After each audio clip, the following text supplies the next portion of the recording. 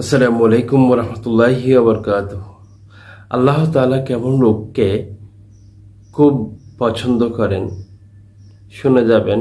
আল্লাহ তাআলা কোরআনে কালামে ইরশাদ করেছেন, যারা সব অবস্থায় নিজেদের মাল খরচ করে, খারাপ অবস্থায় থাকুক আর ভালো অবস্থায় থাকুক, যারা রাগকে দমন করে এবং অপরের দোষ মাফ করে দেয়,